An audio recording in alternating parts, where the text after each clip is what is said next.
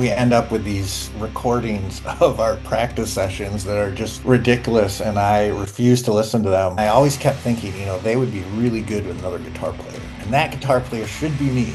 And one night I'm out at a bar and I'm all drunk and I run into Matt and I'm like, I should be in your band. And he said, well, actually, we've been thinking about asking you to be in our band. Those guys have a vision about how that all fits together. And I'm usually like, yeah, that's cool. And then we like record it. We're like, holy, this is like 10 minutes long. Oops. We played a show in Chicago last weekend and our set was 4 songs. I knew that I had met the right woman when she idly suggested, hey, have you ever thought about getting a neck tattoo? I was like, oh my God, this is the love of my life.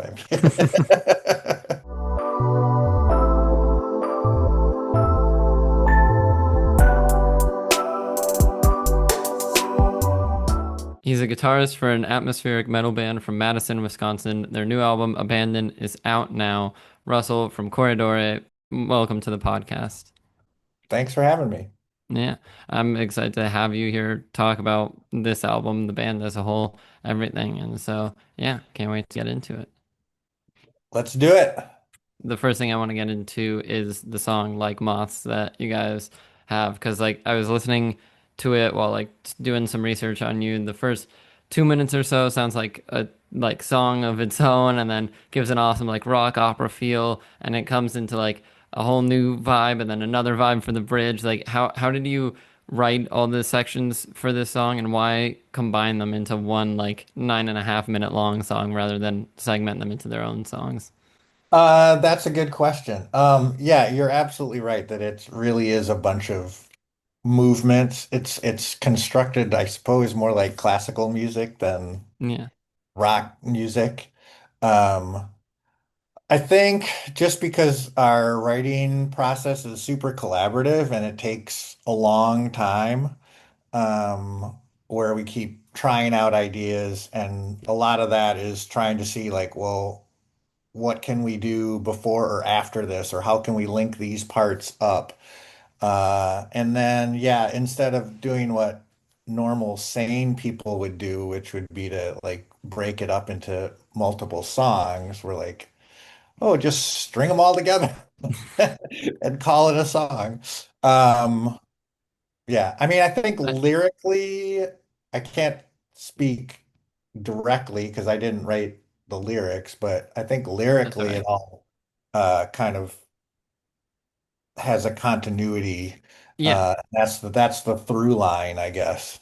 Yeah, no, and it all comes together. So I like hindsight, it makes sense looking at it overall, but like yeah, like the first listen was really just like a journey for me, which is awesome, and I love that it's similar, like you said, to classical music with the movements, brings you through kind of different stories, emotions, things like that. So is that you mentioned like it being collaborative to make? Is it kind of a continuous thing of let's try this and go into this and go into that, or is it like taking like a bunch of ideas and trying to like rearrange them into like what ends up being like Moths? Um, I think a lot of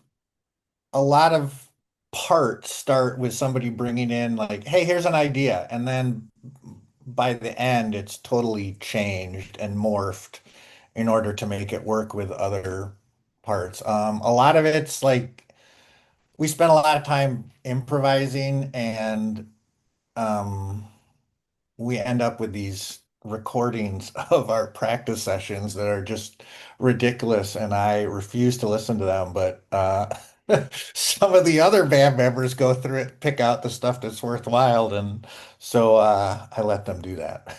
Yeah, no, that's awesome. I like that process of recording everything, watching back. I think it helps. I mean, I'm sure you found some like riffs or parts to like use in songs from there, but even I think just like almost from a like practice or a critique standpoint, like it's like watching film almost for like sports. Like you're noticing what works and what doesn't, and probably Yeah, there's improving definitely from a lot of noticing what doesn't work, at least at least for me.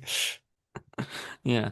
And so just tell me as far as you know, like how does the actual like band form come together? How does the name Corridoré get decided upon? Like, just take me into the kind of origins of this band. The origin story is, I was not there for the origin story, Okay. but so Matt and Eric, the other guitar player and the bassist and vocalist, started a band with they had actually been in a kind of popular like regional band here in the Midwest, but like a pop indie band. And Hmm. then they just decided, I think it was the Pallbearer album that like got them excited to like do metal. And so they they started a band to do that, to do something different. And I remember some other friends, some mutual friends said, "Hey, there's this new band I think you'll really like playing their first show tonight." And I went to that. So that would have been in 2017, I guess. And I loved them and I went to every show after that. And I always kept thinking, they would be really good with another guitar player. And that guitar player should be me. And then one night I'm out at a bar and I'm all drunk and I run into Matt and I'm like, I should be in your band. And he said, well, actually, we've been thinking about asking you to be in our band because they had just finished recording their album. They realized they had put so many guitar overdubs on it that they wouldn't be able to pull it off with one guitar player anymore. So that's how I joined the band in 2019. And then we got a new drummer after pandemic, and so that's how the current form came together. Corridore is Italian for runner, I guess. That's Okay. my understanding, and which I think fit into a lot of our themes, where you're constantly going forward and in search of something. You're trying to reach the end, but we never reach the end. Yeah. Uh, So yeah. Yeah, that's awesome. I think I think it's really cool. Now hearing that definition makes more sense because it is. I mean, I'll always come back to like Moths, which was my first introduction to you guys. It's like and felt like running through this like journey of like I hear this first 2 minute section and I keep running and now I'm in a new place and in like a new sound and so that's Yeah, it just awesome. keeps going. Yeah. So just tell me about like b besides like Moths, the other songs from this album. How long did it take? What was the process of making this album like? Oh, it took a long time.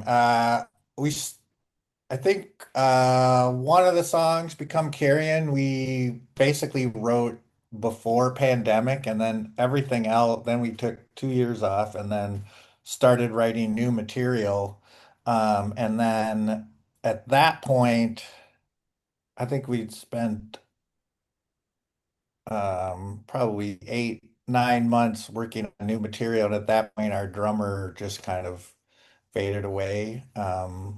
Wasn't wasn't really, I shouldn't say interested. He didn't have a lot of bandwidth with other stuff going on, Hmm. and so we found another drummer and basically gave him demos of the songs with no drums on them. So he came in with a completely blank slate. Um, and then literally we just rehearsed forever. And um, I think it was about maybe 4 or 5 months after Nick, our drummer, joined, that we went into the studio and recorded. But then it was another 2 years before it finally was finished and released on Friday. So yeah, we had a lot of issues. We had a Our mix engineer was again going through some life stuff. This is a through theme for a lot of the band. I think life gets in the way. It always And does. then when Hypethral decided they wanted to put it out, Chris at Hypethral was like basically like, well, I've got a schedule, so I can't put it out for another 8 months. So yeah, it was like 2 years between when we started recording it in the studio to when it actually came out. Yeah, that's crazy. But I mean, It's out now, and it's great. So It's if you're out now, listening to yeah. this, And you we should have the go. next record mostly written. So Oh, that's awesome. Yeah. Well, I can't wait to hear anything that comes down the line, that next record and everything. But so I was also interested like with this album and looking back at all the previous releases, like all the cover art is like black and white. It has like gray overtones. What is kind of motivating that artistic decision to do like a black and white overarching theme?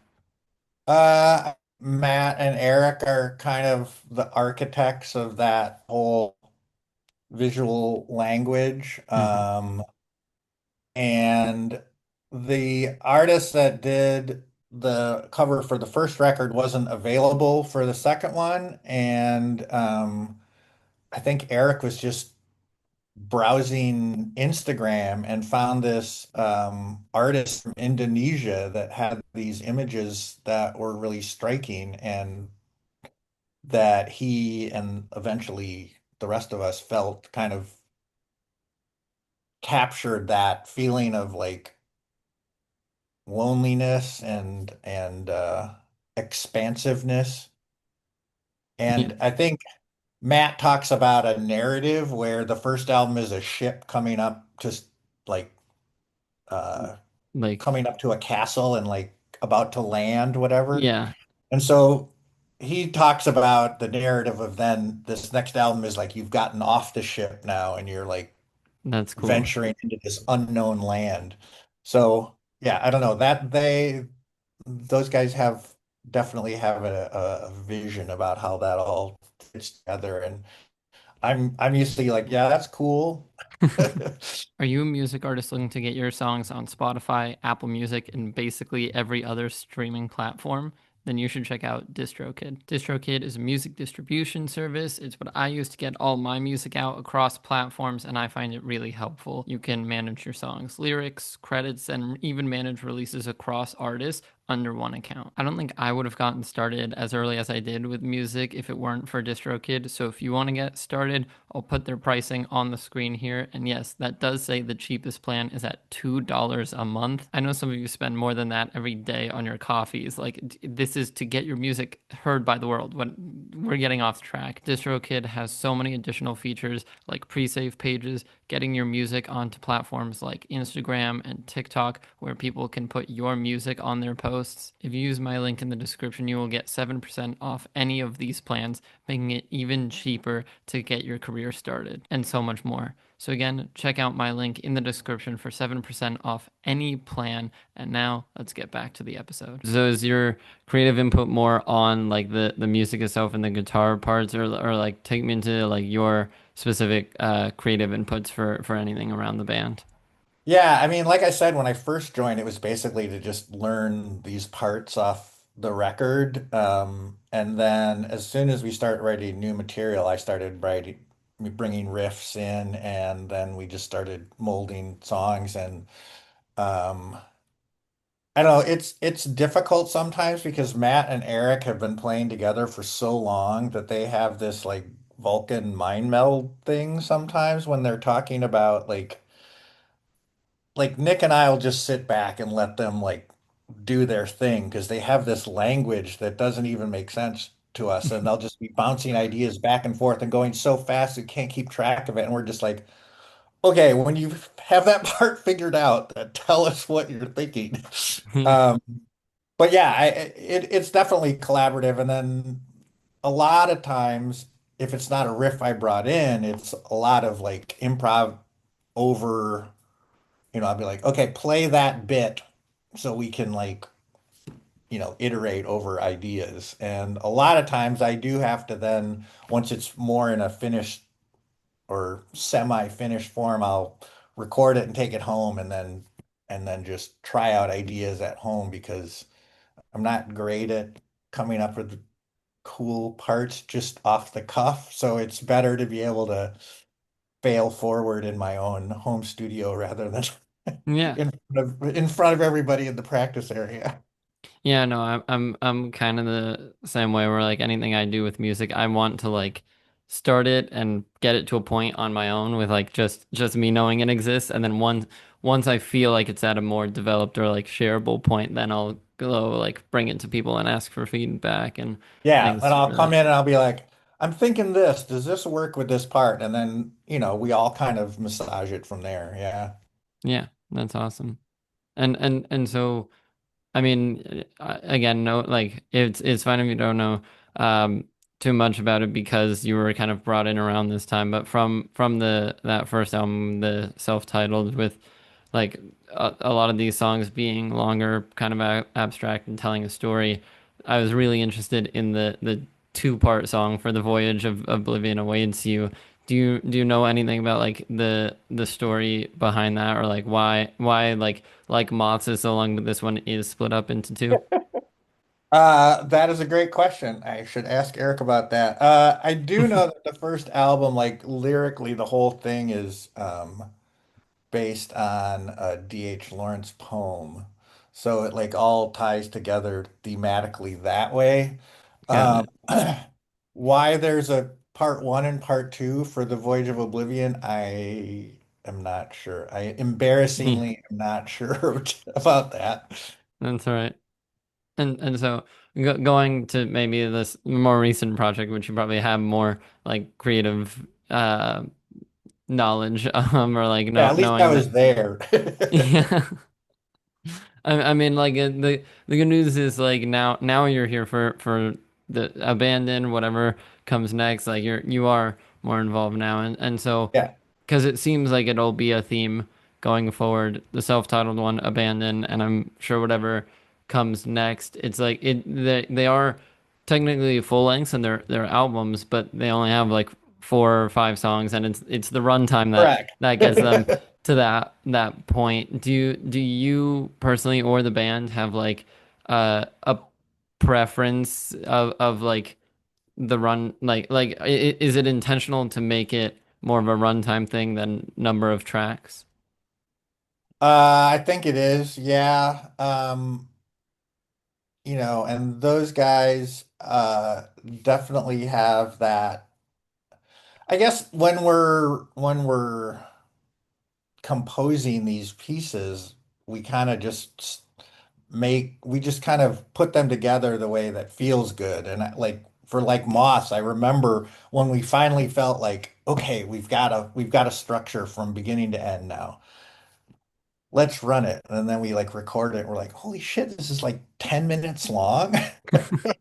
Oops. Yeah, I mean, I've been in bands that typically play a lot shorter songs in the like 3 to 4 minute range. Like a Yeah. 5 or 6 minute song is a long song. And now I'm in this band, just like, yeah, I mean, we played a show in Chicago last weekend and our set was 4 songs. That's crazy. Yeah.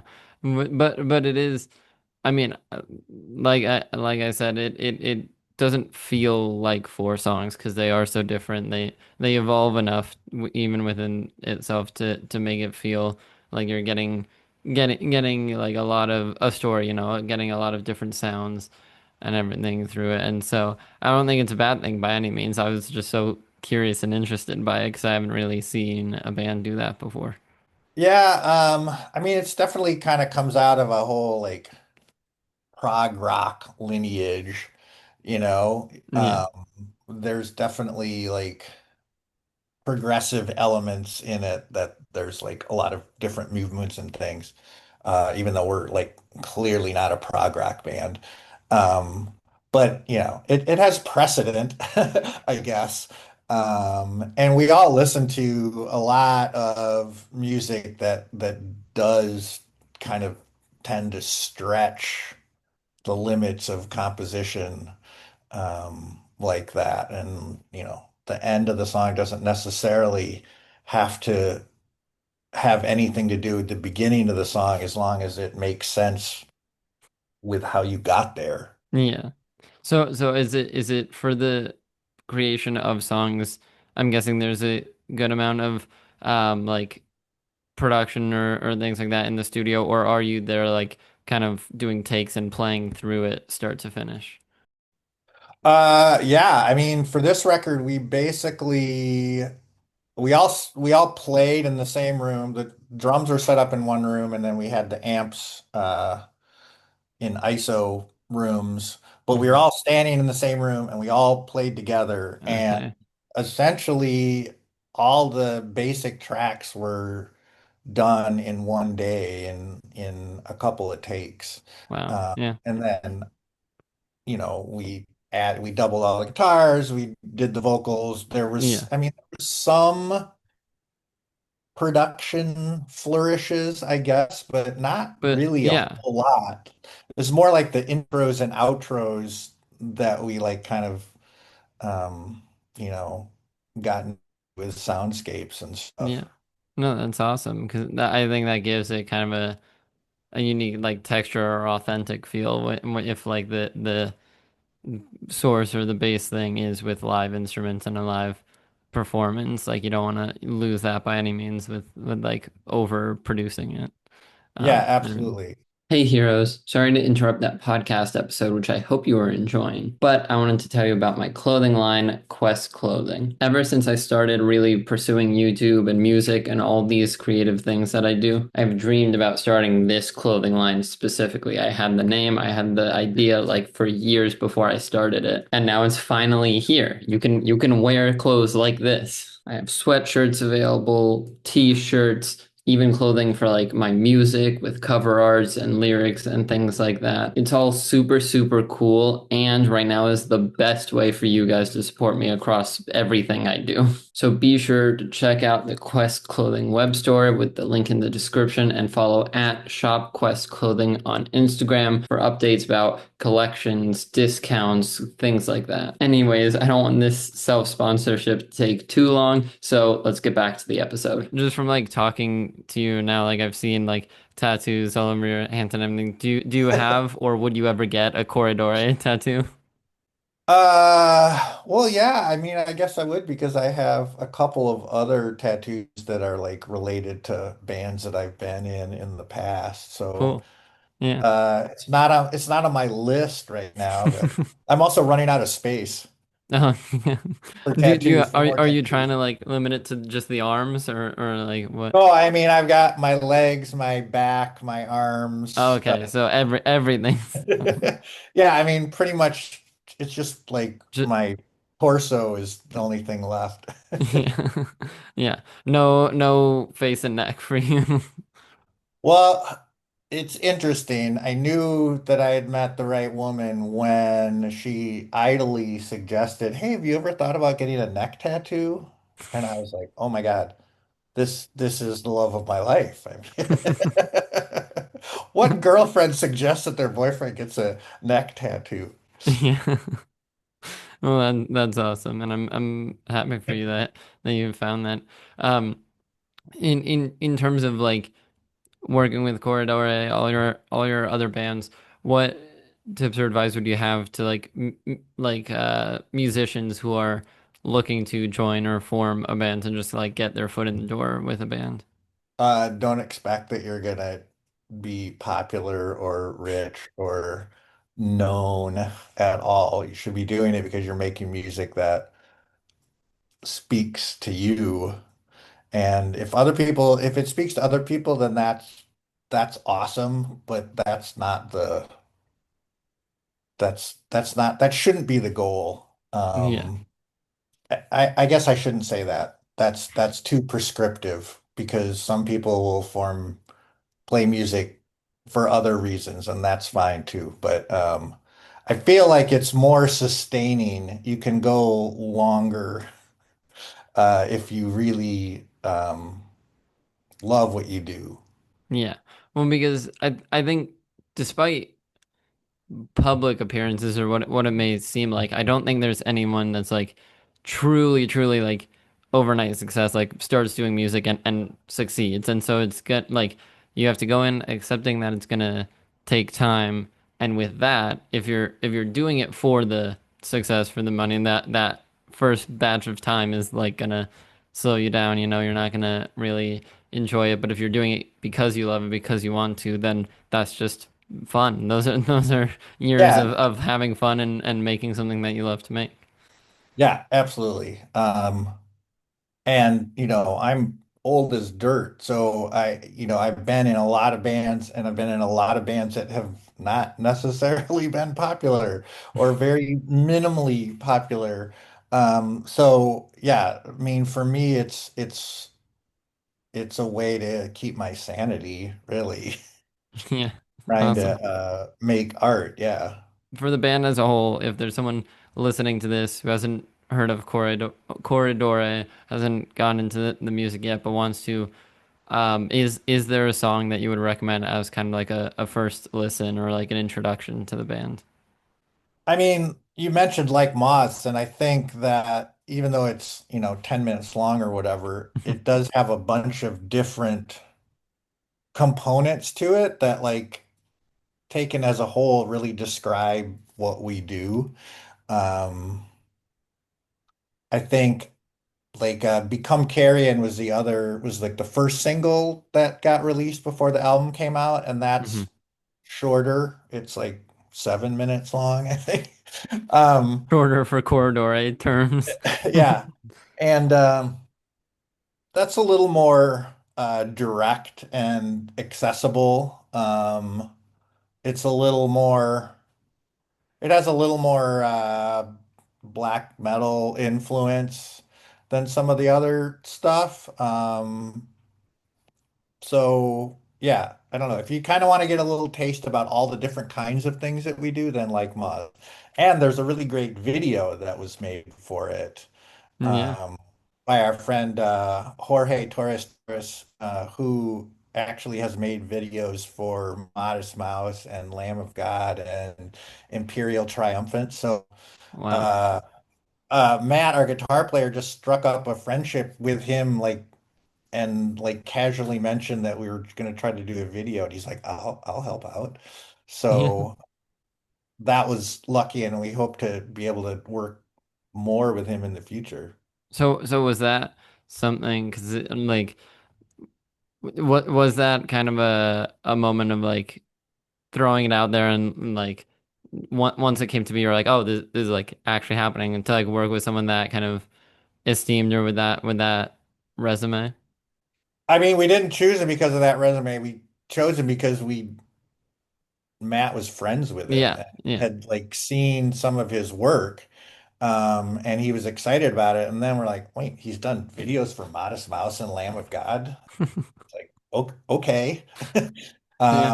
So yeah, we went out to the House on the Rock, which for people that don't know, is a Wisconsin tourist attraction in Spring Green, Wisconsin, where this like absolutely insane guy built this house and then kept adding onto it with like crazy collections of like automated musical performances and Ferris wheels and or Yeah. carousels, uh, and like life-size plaster whales hanging from the sea. It's like Just it's a everything. it's a fever dream. And yeah, and Jorge's like, let's go out there and shoot.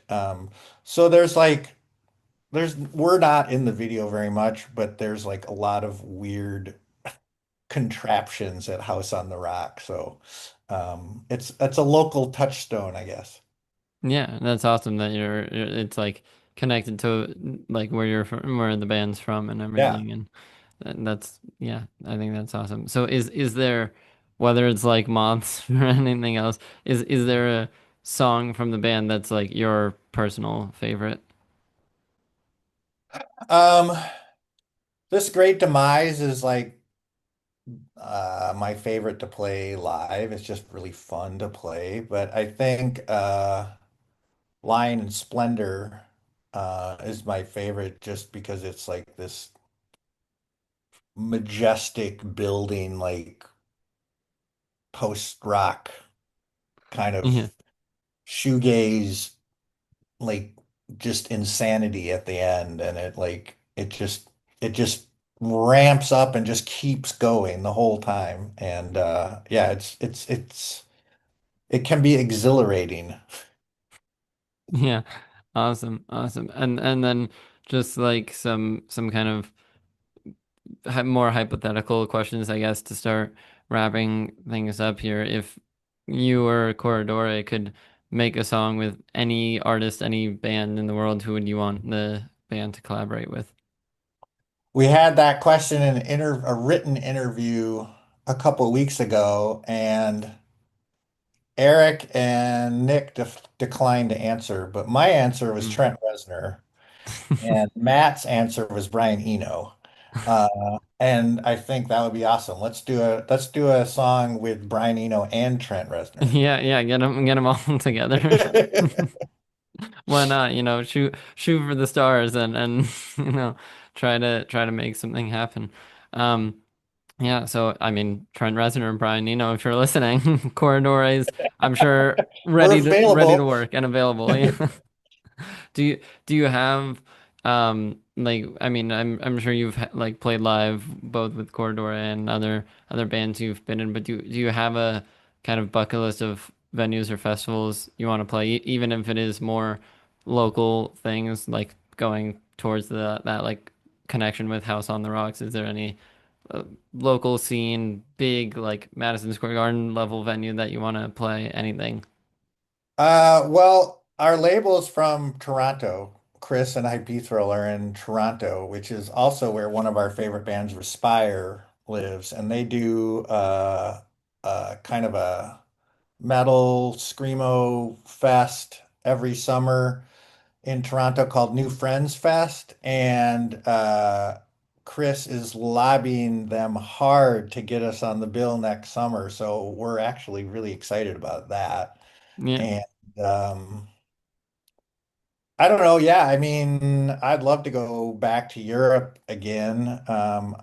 Another band I was in toured in Europe, and that was an absolute blast. Whether it's, I don't know about festivals. I've never really played super big festivals, and I don't like playing outside in the daylight, just somehow strikes me as wrong.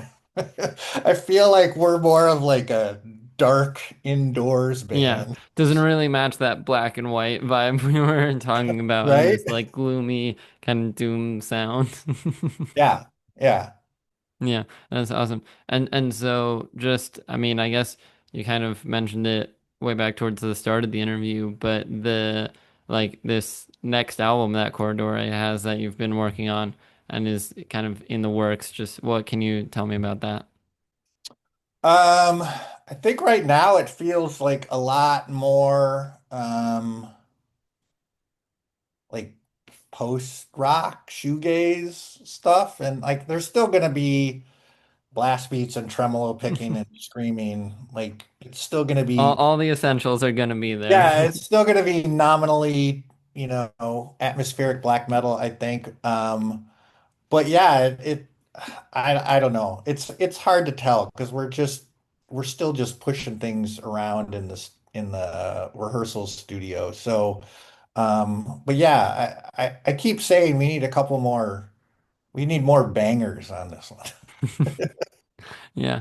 Well, and there's no pressure to, I think, like define it or put it into a genre, because I think nowadays music is so free and like genre bending that like it's always like every song is like three genres, and you could like you just like label it as whatever like the most prominent one is, but like it could be two others also. Yeah, And so I think that's awesome for artists and bands to kind of just explore and do whatever feels right and natural and really like really more creatively express versus be like, okay, I want to do this, but like we need it to fit into metal or anything like that. And right. I mean, I think that we don't really think about that when we're like putting stuff together, be like, okay, this is the post rock part or whatever, or yeah. we need a black metal part here. We just like kind of try to put things together that make sense, and then, but we do hear that a lot. Like you guys mix a lot of different genres, but I don't think we really go into it like trying to do that on purpose. Yeah, it just kind of happens. Yeah. Yeah, well, that's awesome, and those are all the questions I had for you today. So, Russell, thanks so much for coming on. I learned so much about the band, about you, and I can't wait to hear this next album once it's out. Thank you so much. Really appreciate it.